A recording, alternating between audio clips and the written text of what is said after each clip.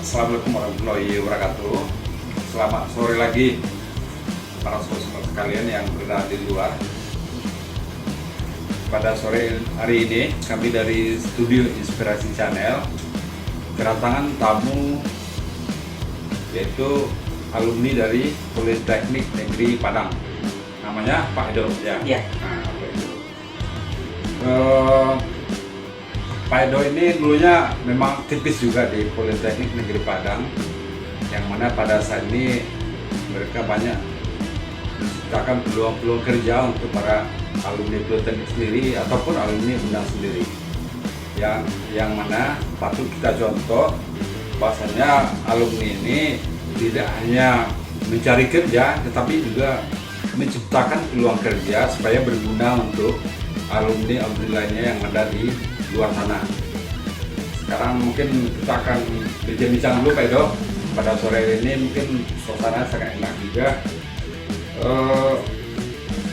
Pertama itu masalah, tentu dari awal pertama itu bagaimana dulu waktu kuliahnya di Politeknik Negeri Padang itu bagaimana Pak Edo? Silakan Pak Edo. Baik, Assalamualaikum warahmatullahi wabarakatuh. Selamat siang, selamat sore, selamat malam para penonton Studio Inspirasi Channel. Terima kasih sekali kepada Pak Artentis yang sudah mengundang datang ke sini untuk berbincang-bincang di Studio Inspirasi Channel ini. Jangan lupa subscribe ya, like dan subscribe. Nah, thank you banget nih Pak Pen udah diundang. Nah, jadi kalau saya waktu di Politeknik sebenarnya sama dengan mahasiswa-mahasiswa lainnya Pak ya. Pagi kuliah, aduh nih kondisi lagi kayak kurang enak nih ya karena faktor cuaca. Nah, jadi pada dasarnya sama dengan kegiatan mahasiswa yang lainnya, tetapi kalau saya sendiri lebih suka berkegiatan banyak di luar KPN. Nah, jadi dulu saya sempat menjadi aktivis, sempat saya menjabat sebagai Menteri Luar Negeri. Nah, ya, Menteri Luar Negeri ini di BMKM-nya Politeknik. Ya, betul.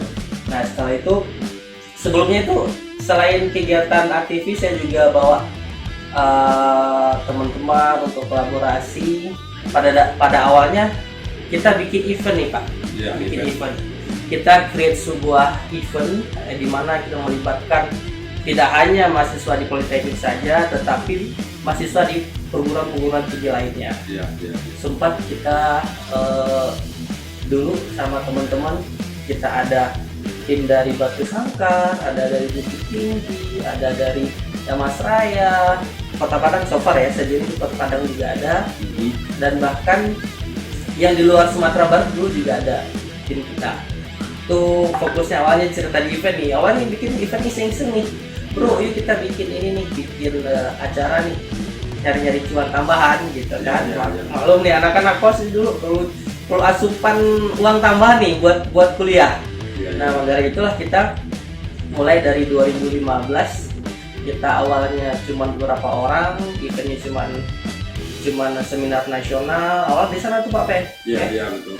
Kita bikin seminar, setelah itu kita naik ke tingkat yang lebih tinggi, kita bikin seminar internasional. Kita undang narasumbernya dari Singapura, ada dari Malaysia, ya. Ada juga dari petinggi-petinggi perusahaan nasional. Kemarin yang sempat kita undang itu ada CTO-nya OLX yang dulu nih. Nah, saya masih ingat nih waktu itu 2018 kalau nggak salah, 2018 kita undang tuh CTO OLX-nya. Dan CTO OLX ini mirip Vin Diesel nih yang filmnya Fast Furious gitu. Jadi salah satu daya tarik kita bikin event kemarin seperti itu. Nah, jadi disitulah kita mulai dapat teman, kenalan, relasi pun seperti itu Pak. Jadi sampai sekarang pun masih ke bawah tuh kebiasaan tuh ngumpul-ngumpul, nggak jadi kita bikin sesuatu gitu Pak. Jadi gitu nih awal ceritanya. Malah nanti baru masuk ke dunia konstruksi dan sebagainya, nanti panjang cerita sana gitu Pak. Awalnya gitu dulu. Oke, Pak Edo.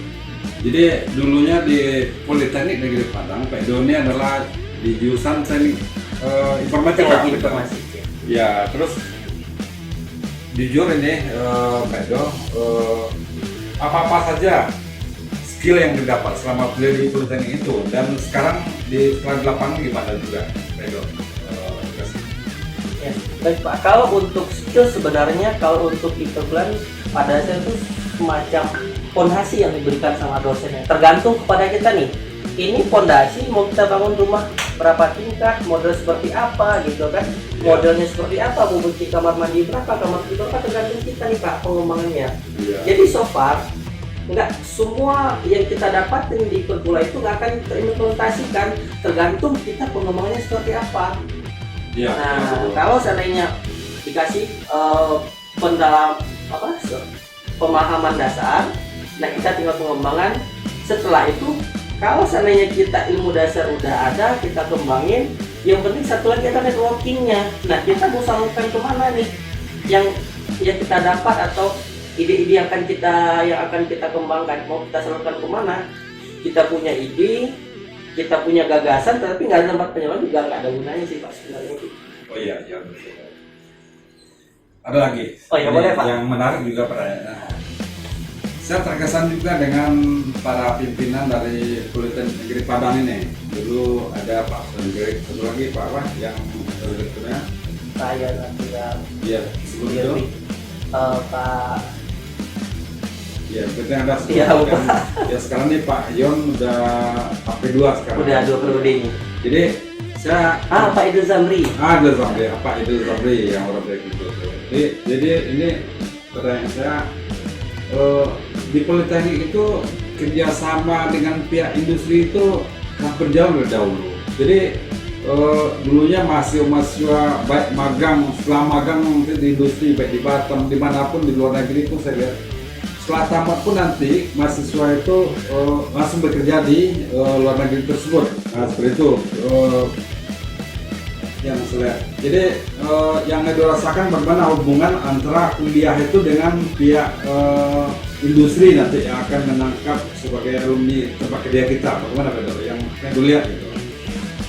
Oke Pak. Hubungannya ya. Jadi sebelumnya tahun 2018 saya juga merupakan exchange student nih Pak. Nah, iya. Jadi waktu itu ada program dari SAMEO, Southeast Asian Ministry of Organization gitu Pak. Iya. Nah, jadi dari Politeknik kita ada sekitar 4 orang. 2 orang ke Filipina, 1 orang ke Thailand, dan 1 orang lagi ke Malaysia.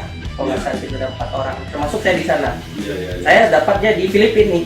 Iya. Di perusahaan Filipina sempat kita ada sekitar hampir 1 bulanan. Soalnya kan terbatas dengan ini ya, dengan visa ya. Iya. 1 bulanan. Nah, ketika yang saya dapatin di ini korelasinya itu sebenarnya kalau masih satu linear ya palingan tinggal pengembangan aja Pak. Iya. Tetapi kalau seandainya sekarang yang saya geluti ini kan berbeda nih Pak sebenarnya. Iya, beda. Saya basicnya adalah teknologi informasi yang kerja bikin program, programming atau website dan sebagainya. Sekarang saya lebih banyak fokus ke sektor konstruksi nih Pak. Iya betul. Nah sektor konstruksi dan jasa konstruksi juga ada, tetapi main core-nya lebih banyak ke konstruksi juga. Nah jadi kalau tantangan sebenarnya kembali ke kita lagi nih menerimanya seperti apa. Kalau seandainya kita bisa melakukan pengembangan dari diri kita dengan kondisi yang ada, ya so far nggak kita tamat IT harus kerja perusahaan IT juga nggak harus sih sebenarnya. Tidak. Mungkin ada beberapa orang yang bisa mereka expert banget di sana ya silahkan, itu mereka mungkin lebih banyak ngambil jalur praktisi atau yang expertise. Tapi kalau kita yang jiwanya IT digodok dikit sama pengen dagang jualan ya, lebih mix aja nanti Pak jadi gado-gado gitu kan. Sama sekarang saya juga di konstruksi, di O juga main gitu. Iya. Seperti itu tergantung kita lagi nih penerimaan seperti apa. Iya.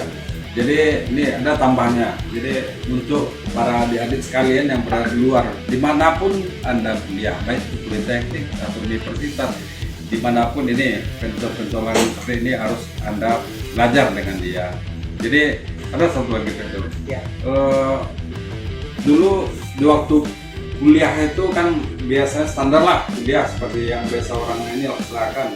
Sekarang Pak Edo ini bisa menciptakan peluang-peluang kerja sehingga banyak orang yang bisa untuk gabung atau join berkolaborasi dengan Pak Edo, dan link Pak Edo pun dari semakin luas saya lihat. Nah, terus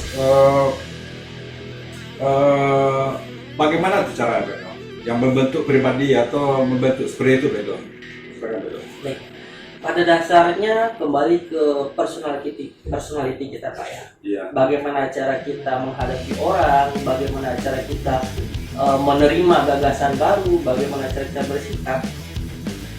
Terlebihnya tuh kembali ke behavior kita sebenarnya. Oh iya, Jadi perilaku perilaku kita masing-masing. Kalau perilaku kita baik, attitude kita oke, siapa sih yang akan terima kita gitu Iya. Pak. Kalau komunikasi kita bagus, attitude kita baik, dan orang senang dengan kita, awalnya iya. So far kalau first impressionnya pasti nggak dari kita dong. Nah ini kira-kira orang gimana sih? Yang penting banget nih Pak, yang pantang dilanggar nih ya, yang penting banget, yang dan pantang dilanggar itu adalah integritas kita terhadap sesuatu Pak. Nah kepercayaan orang itu harus kita jaga, integritas harus nomor satu. Itu pantang sekali itu kalau dilanggar, kalau untuk membangun relasi dengan orang lain. Betul. Ya mungkin udah panjang lebar nanti kan cerita dengan Pak Edo. Jadi sobat-sobat yang lain yang ada di luar sana, baik mahasiswa sekalian atau alumni sekalian, kita patut mencontoh. Pastinya yang paling penting itu behavior. Behavior itu kan perilaku kita harus sebagai contoh untuk modal awal untuk pengembangan atau relasi di luar sana. Mudah-mudahan nanti dengan behavior yang telah terbentuk di diri kita nanti bisa dengan relasi yang banyak bisa menciptakan peluang-peluang kerja untuk teman-teman yang lain seperti itu. Jadi adalah para sobat sekalian untuk saat ini kita mohon maaf atau mohon off dulu dan kita nanti akan lanjut untuk sesi berikutnya. Oke, saya akhiri sesi ini dengan mengatakan Assalamualaikum warahmatullahi wabarakatuh. Bedo? Ya, sama-sama Pak.